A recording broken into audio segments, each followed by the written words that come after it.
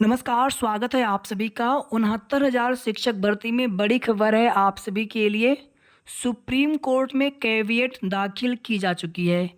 किसके द्वारा कैविएट लगाया गया है और कैविएट लगाने से फ़ायदा क्या होगा? तो सारी अपडेट आपको बताने वाले हैं आगे। और 22 अगस्त को SCERT लखनऊ में एक तरफ जहां आरक्षण पीड़ित OBC SC वर्ग की अभ्यर्थी बड़ी संख्या में भाई बहन एकत्रित हो रहे हैं और कई दिनों से लगातार धरना चल रहा है।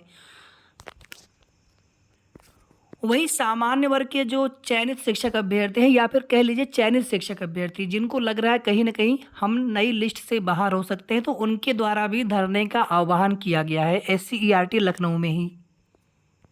और आप सभी जानते हैं कि लगातार जानकारी मिल रही है और जहां तक उम्मीद है कि 22 अगस्त की डेट में ही शाम तक कोई न कोई शासनादेश या कोई भी ऐसी सूचना नोटिस देखने को मिल सकती है नई मेरिट लिस्ट को लेकर के।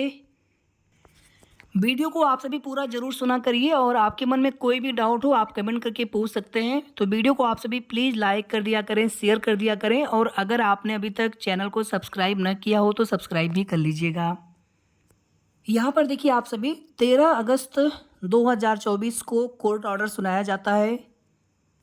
फिर बाद में उसकी विस्तृत कॉपी भी आ जाती है कई पेजेज की। देखिए जब कोर्ट ऑर्डर आता है तो उसमें पिटिशनर की तरफ से क्या प्रेयर किया गया था, क्या ग्राउंड रखा गया था, तो सारी बातें उस कोर्ट ऑर्डर में इंक्लूड होती हैं। तो आपको ये कैसे पता चलेगा कि कोर्ट ऑर्डर में माननीय न्यायालय की तरफ से क्या फैसला सुनाया गया है? तो इसके लिए आपको जो आदेश वाला पार्ट होता है उसको पढ़ना होता है, उसको समझना होता है। अगर आप कोई भी पैरा लेकर के अगर आप उसी के आधार पे कुछ अगर आप निष्कर्ष निकाल लेते तो कहीं ना कहीं वो निष्कर्ष आपका गलत भी हो सकता है। जैसे यहाँ पर देखिए आप सभी,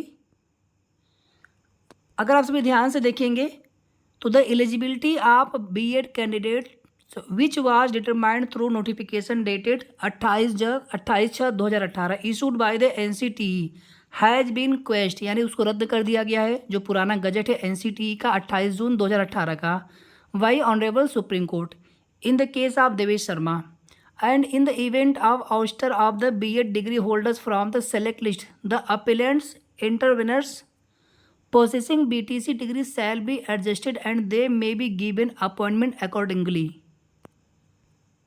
इसके बाद देखिए एक पैरा आप सभी को, अभी जब हम इस वीडियो को बनाने का मेन मकसद था आपको कैविएट के बारे में जानकारी देनी, लेकिन आप इस पैरा को थोड़ा सा समझ लीजिए एक बार। यहाँ पर देखिए आप सभी, विद्वान एकल न्यायाधीश ने रीट याचिकाओं के समूह पर निर्णय करते हुए, इसको पूरा आप रीड कर लीजिएगा।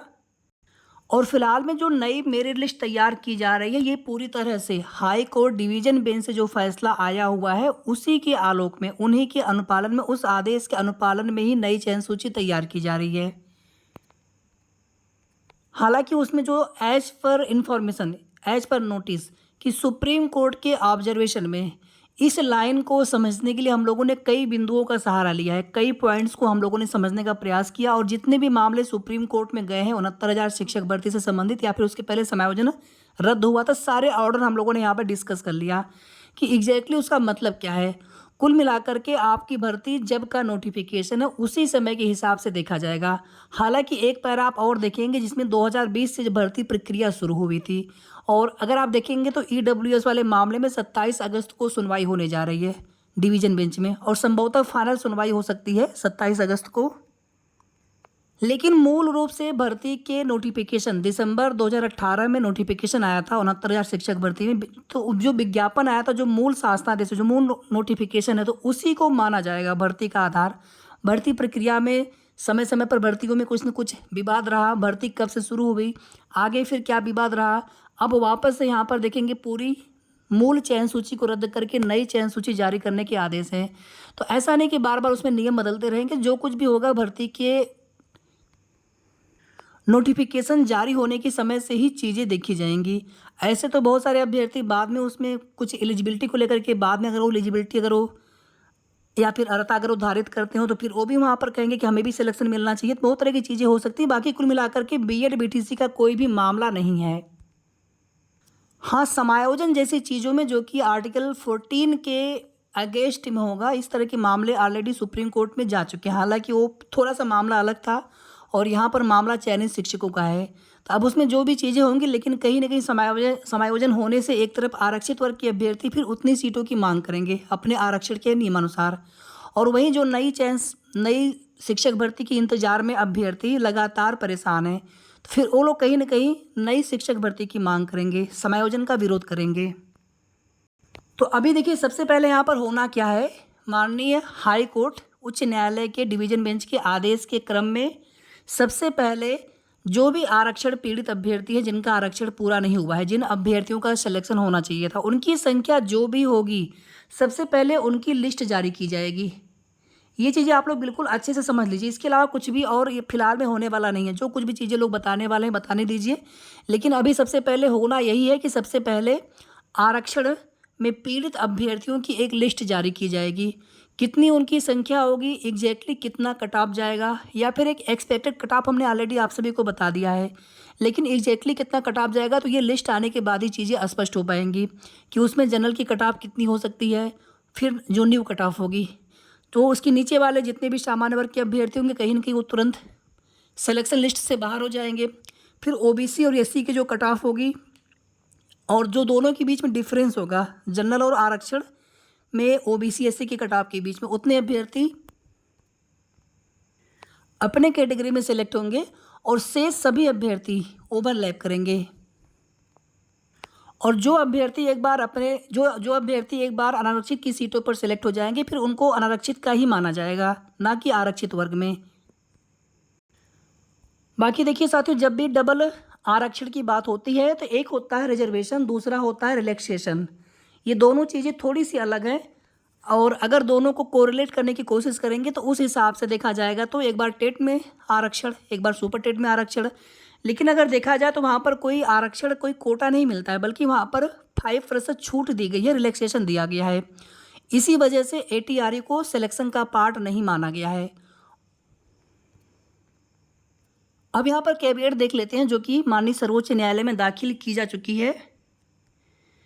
Petition against the common order dated 13 August 2024 passed by the honourable high court, ठीक है, लखनऊ बेंच से, इन स्पेशल अपील नंबर 172 ऑफ 2023, और इसके साथ में कनेक्टेड याचिका है special appeal defective number 318 of 2023, और इसी रीट में अपीलेंट नंबर 5 है मनोज कुमार जी।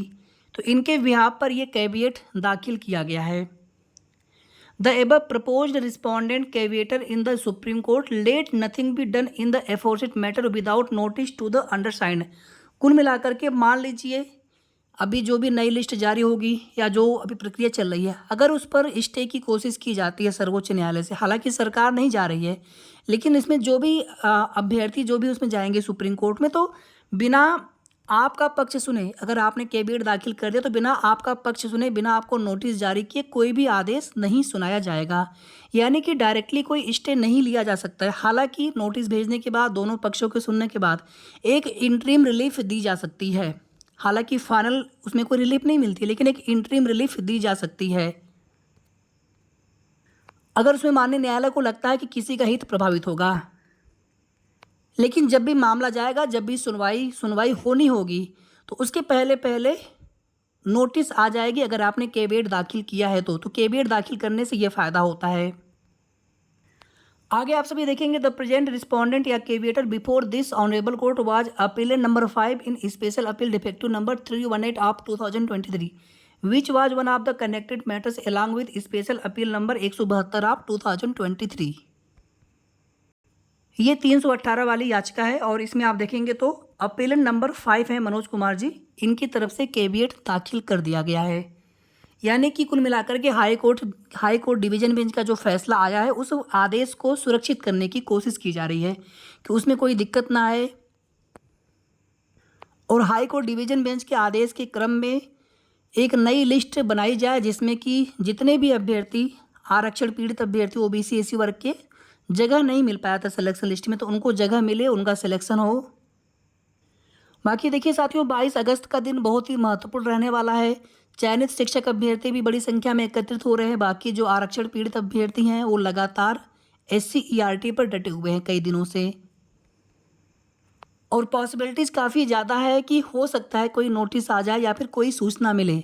हालांकि बिल्कुल शासनादेश या जीओ की उम्मीद नहीं कर सकते हैं। और हमने एक निवेदन आप सभी से और भी किया था, हालांकि वो चीज़ें बिल्कुल अगर हम लोग कहेंगे इस प्रकार से तो अभी वो पॉसिबल नहीं था, क्योंकि सीधे सीधे हाई कोर्ट के आदेश के क्रम में ही सारी प्रक्रिया की जा रही है, यानी कि दोबारा से आवेदन वाली बात यहाँ पे कर रहे थे। तो इससे क्या होता है कि जितनी भी सीटें खाली होती, लेकिन वो पूरी लिस्ट को लेकर के भी चीज़ें देखी जाएंगी।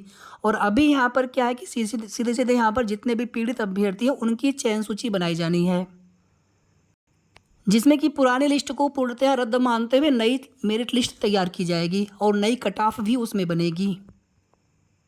तो फिलहाल इस वीडियो के माध्यम से इतना ही। शेष आगे की जो भी महत्वपूर्ण और ऑथेंटिक जानकारी मिलेगी, समय समय पर आप सभी को उसकी अपडेट देते रहेंगे और हमारे द्वारा पूरी कोशिश होती है जो भी आपको जानकारी दें निष्पक्ष होकर के दें हम।